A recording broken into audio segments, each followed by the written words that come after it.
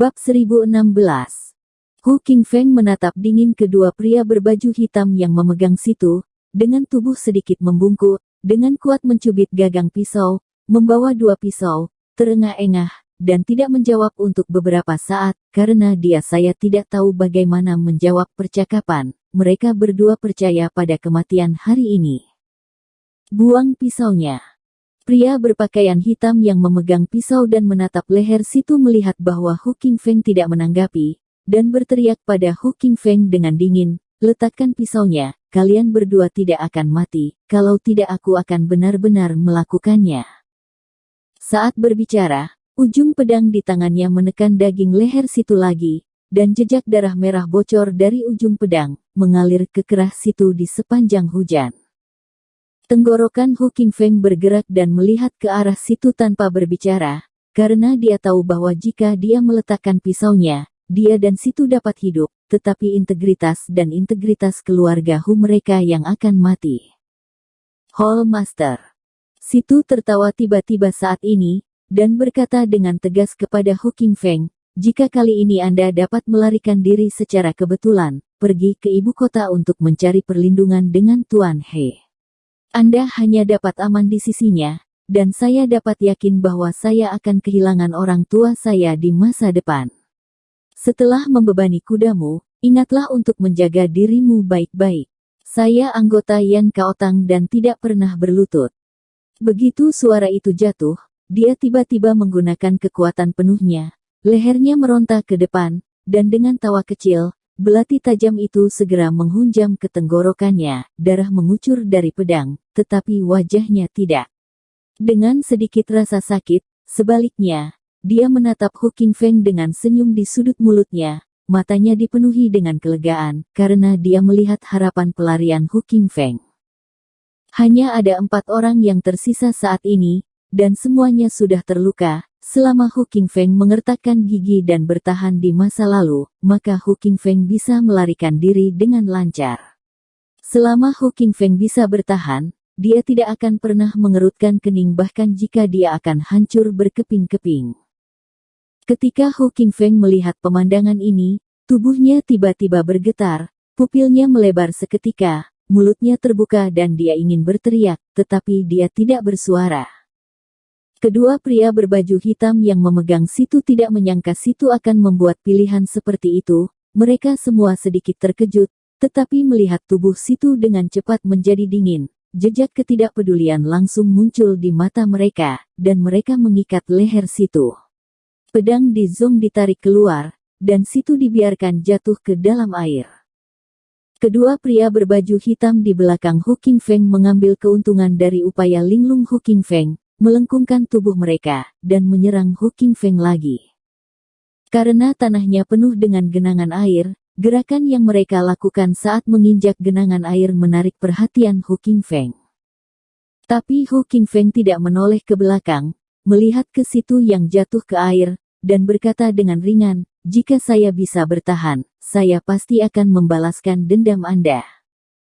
Segera setelah suara itu jatuh, dia berbalik dengan tiba-tiba, dan dua pria berbaju hitam di sisi berlawanan telah berlari di depannya, dan pada saat yang sama pedang pendek di tangan kedua pria berbaju hitam itu telah bergerak cepat ke arahnya. Hu Qingfeng tidak menghindar sedikit pun, tetapi sedikit berhutang pada tubuhnya, mengandalkan tubuh Zigangchun, membawa kedua pedang ke bawah, membiarkan bilah itu menembus dada kiri dan kanannya. Dada. Kedua pria berbaju hitam itu melihat bahwa pedang yang mereka tusuk hanya 1 atau 2 inci ke dalam kulit dan daging Hu Qingfeng. Mereka sedikit terkejut, mereka merasakan dari beberapa saat yang lalu bahwa tubuh Hu Qingfeng sangat sulit untuk dilukai. Seolah memakai sepotong baju besi lembut.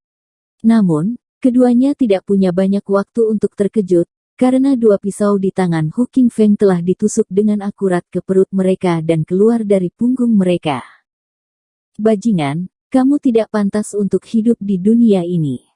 Hu Qingfeng memandang mereka berdua dengan dingin, dan kemudian memutar pergelangan tangannya dengan kuat, dan pisau ganda di tangannya segera meremas perut kedua pria kulit hitam itu.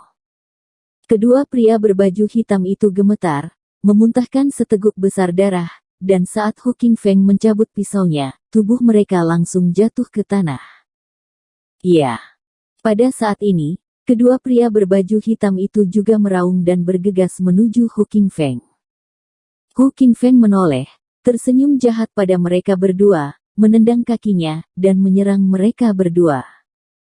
Hujan semakin deras dan deras di kota selatan yang berkabut ini. Hujan deras seperti itu bukanlah kejutan sama sekali. Namun, tidak peduli seberapa derasnya hujan, niat membunuh yang kuat dari kedua belah pihak tidak akan hilang. Setelah Hu Qingfeng menyelesaikan salah satu pria berbaju hitam, seorang pria berkulit hitam mengambil kesempatan untuk memotong pergelangan tangannya dengan pedang, dan pisau di tangannya segera jatuh ke tanah. Satu-satunya pria berbaju hitam segera bergegas dengan kesempatan itu, tetapi pada saat ini, berdiri di tanah, Hu Qingfeng tiba-tiba jatuh kembali lurus, menggunakan punggungnya sebagai poros, dan tendangan kuat di bawah kakinya, menggunakan tanah yang mulus. Tubuhnya tiba-tiba berbalik ke tanah, dan pisau tajam di tangannya menusuk kaki pria kulit hitam itu. Apa?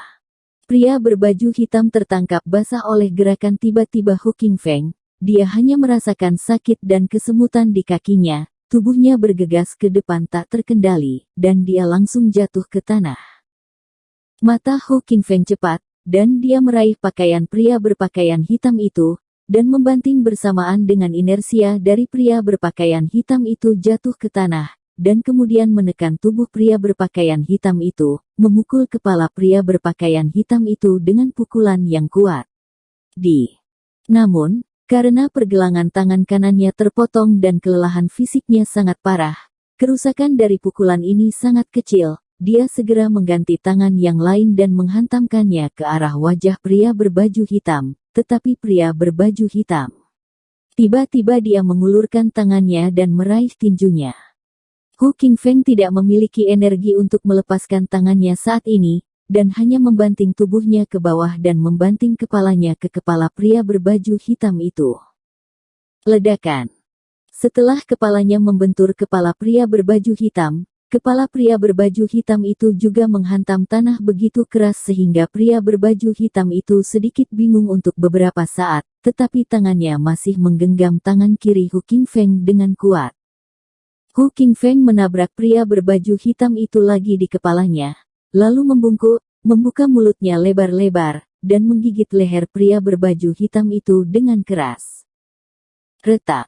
Hu Qingfeng tiba-tiba menghancurkan pria di tenggorokan hitam itu, tanpa berhenti sedikit pun, dan terus menggigit pria di tenggorokan hitam itu. Dalam situasi ini, tidak masalah trik apa yang digunakan, yang penting selama dia bisa menang, selama dia bisa hidup.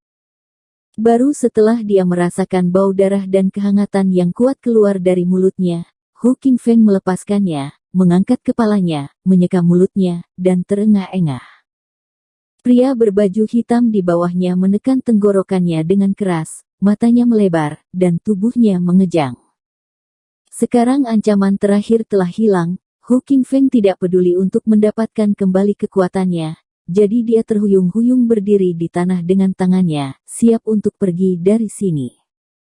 Tetapi pada saat ini, 7 atau 8 sosok hitam tiba-tiba muncul di depannya, sekelompok sosok dengan pakaian hitam dan celana hitam yang sama, mengenakan pedang pendek. Setelah melihat sekelompok orang ini, Hu Qingfeng tercengang, dan kemudian tiba-tiba mengangkat kepalanya dan tersenyum. Dokter misterius benar-benar. Benar-benar lihat saya, Hu Qingfeng, dan mengirim begitu banyak orang untuk menangani saya. Kamu punya kesempatan untuk hidup, dan keluargamu akan punya kesempatan untuk hidup. Di antara pria berpakaian hitam di seberang, seseorang berkata dengan suara dingin, dengan mata seperti pisau dingin, melihat teman-teman mereka belum kembali, mereka takut kehilangan tangan, jadi mereka bergegas. Lebih baik mati. Hu Qingfeng menyipitkan matanya, lalu membungkuk dengan keras dan menyentuh pisau tajamnya dari hujan. Pada saat yang sama, dia mencabut pisau tajam dari kaki pria berkulit hitam itu, mengayun sedikit, tetapi masih bekerja keras. Dia menegakkan dadanya dan tersenyum bangga, hari ini aku bisa membantai begitu banyak kutu busuk, demi China dan rakyat jelata, Humou, tidak sia-sia. Hahaha. Meski tangannya yang terluka bahkan tidak bisa memegang pisau, dan kakinya yang bengkak berjuang untuk berdiri, tetapi momentum tubuhnya tidak melemah sama sekali. Hehu Qingfeng, bahkan jika dia sudah mati, harus kuat. Beberapa orang berbaju hitam segera marah ketika mereka mendengar kata-katanya. Pedang pendek di tangan mereka tiba-tiba terhunus dan bergegas menuju Hu Qingfeng. Tetapi pada saat ini, cahaya dingin tiba-tiba terbang di udara dari samping, dan mengambil leher pria berbaju hitam yang berlari di depan. Pria berpakaian hitam itu bereaksi dengan cepat, berbalik, menebas dengan keras ke arah cahaya dingin yang terbang, dan dengan gemerincing, cahaya dingin jatuh ke tanah, terdengar seperti pisau pendek seperti belati. Tapi dia menghindari pukulan ini, tapi dia tidak bisa menghindari pukulan lagi. Dia hanya mendengar suara teredam. Dia gemetar dan menunduk ngeri, hanya untuk melihat belati hitam menusuk dadanya.